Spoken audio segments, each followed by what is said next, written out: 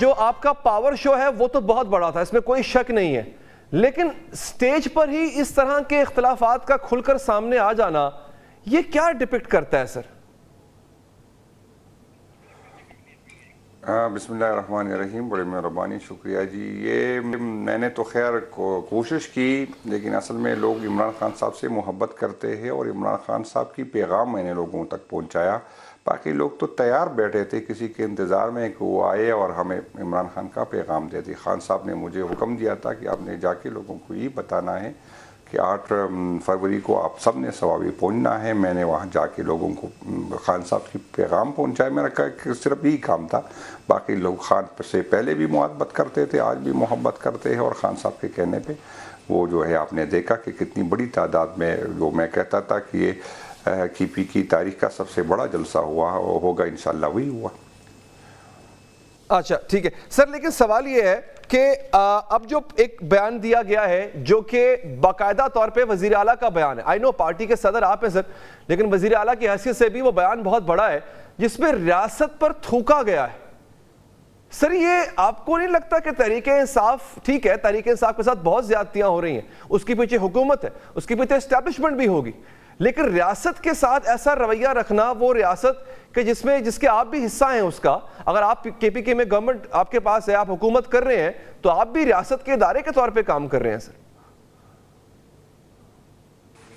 نہیں، پہلی بات تو یہ ہے کہ میں نے یہ نہیں کہا کہ گولی کا انتظام کر کے آئیں گے، ہم نے کہا گولی کانے کی تیاری کر کے آئیں گے، ہم ذہنی طور پر تیار ہوں گے۔ جب پہلی دفعہ ہمارے ساتھ ہوا، ابھی میں نے ایک اور پروگرام میں یہ بات کی، جب اکتوبر میں ہم آ رہے تھے تو ہم یہ ایکسپیکٹ ریاست سے نہیں کرتے تھے کہ وہ ہمارے پرامن ورکرز کو 780 کی FIR اس پہ ڈالیں گے اور اس کو جیل میں ڈالیں گے، اس کے ساتھ ظلم کریں گے۔ جب دوسری دفعہ ہم نومبر میں آ رہے تھے تو میں نے اپنے ورکرز کو کہا کہ آپ تیاری پکڑے کہ ہمیں جیل بھی جانا ہوگا، ہمیں تو ایکسپیکٹ نہیں کر رہے تھے کہ گولیاں بھی چلے گی۔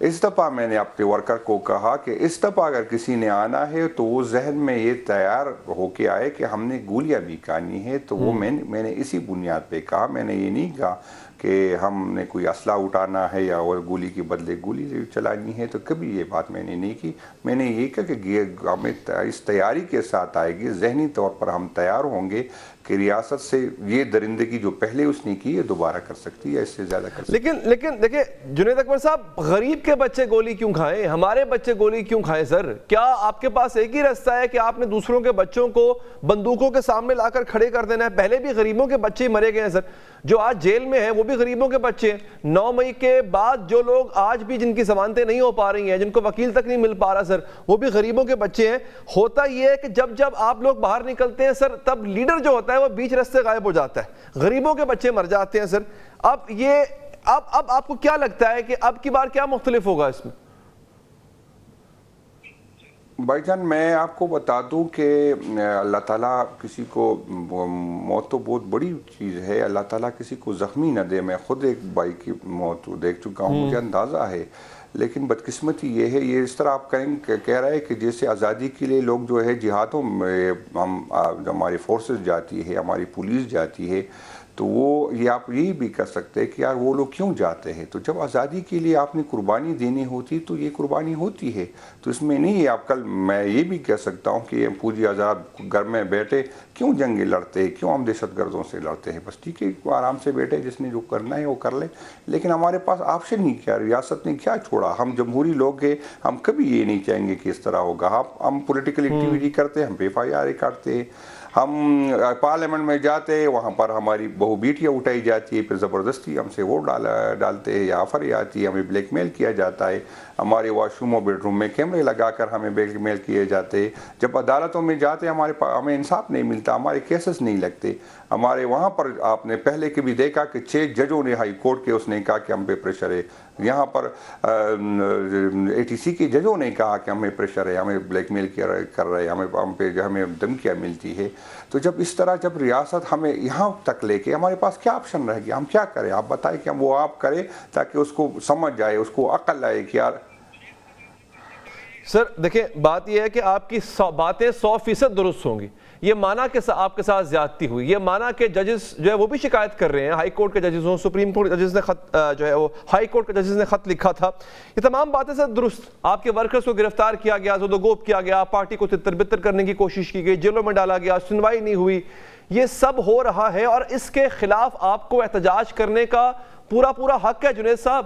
لیکن یہ کہنا کہ ریاست پہ یعنی ریاست پر تھوک دینا، اور وہ بھی کون کر رہا ہے؟ ایک آئینی عہدیدار، ایک صوبے کا وزیر اعلیٰ جو کہ خود ریاستی ادارہ چلا رہا ہے، وہ کہہ رہا ہے کہ ریاست پہ تھوکتا ہوں میں، اس کو جسٹیفائی کیسے کریں گے آپ؟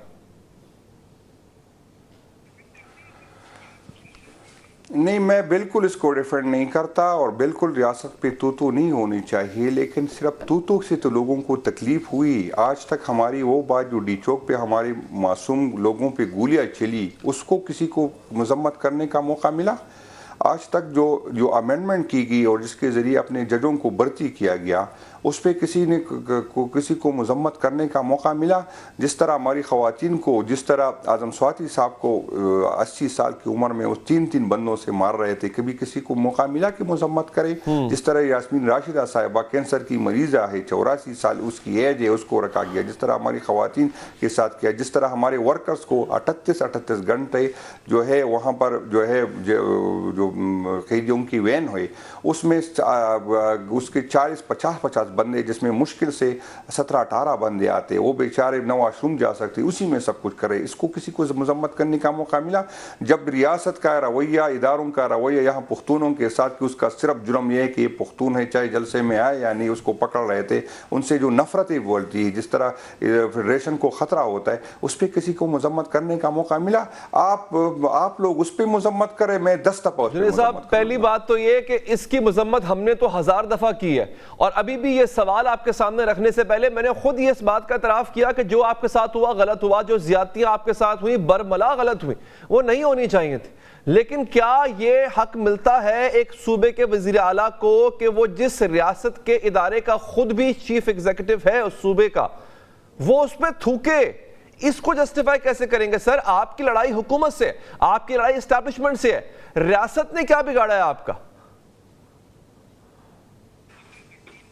نہیں بھائی جان میری آپ سے ہے، لوگوں میں جنرل بات کر رہا ہوں، جن کو کہہ رہا ہے کہ ہمیں تکلیف ہوئی ان سے، میں ان کو بات کر رہا ہوں کہ بھائی جان آپ بھی بڑا دل کرے، آپ بھی کرے، ہم بالکل مذمت کر لیں گے، لیکن ہمارے ساتھ جو ہو رہا ہے، ہم جس اذیت سے گزر رہے، ہماری قیادت، ہمارے ورکر، اس پہ کسی کا جب اس پہ کبھی ہوا کہ بشرا بیوی کو تاریخ میں، دنیا کی تاریخ میں پہلی دفعہ نکاح پہ کسی کو سزا ملی ہو، اس پہ کسی نے مذمت کی تو وہ کرے، ہم 1000 دفعہ مذمت کر دیں گے، ساری پارٹی مذمت کرے۔ صحیح جنید صاحب دیکھیں، اب آپ نے چونکہ خود اس بات کی مذمت کی اور آپ نے خود کہا کہ اس کو جسٹیفائی نہیں کیا جا سکتا، ریاست پہ تھوکنے والی بات غلط ہے، تو کیا یہی بات آپ نے علی بن گنڈاپور صاحب سے کہی کہ دیکھیں جناب آپ وزیر اعلیٰ ہیں، آپ کو ایسا نہیں کہنا چاہیے تھا، اس سے پارٹی کے سٹانس پہ ڈنٹ پڑتا ہے؟ نہیں، گنڈاپور صاحب سے میرا اس دن کے بعد رابطہ نہیں ہوا تھا، مجھے نہیں معلوم کہ گنڈاپور صاحب نے کس بنیاد پہ کس طرح کی، یا مجھے بعد میں میڈیا والوں سے پتہ چلا، لیکن وہ تقریر میں نے اس ٹائم کیونکہ اتنی رش تھی کہ اور اسپیکر کی آواز بھی اسٹیج پہ صحیح نہیں آ رہی تھی، مجھے اس سیاق سباق کا پتہ نہیں تھا، میں اس کو سنوں گا تو پھر انشاءاللہ تعالیٰ اس پہ رسپانس دے دوں گا، ابھی تو نہیں ہے، میں نے تو صرف یہی سنا ہے کہ اس طرح کی کوئی بات ہوئی۔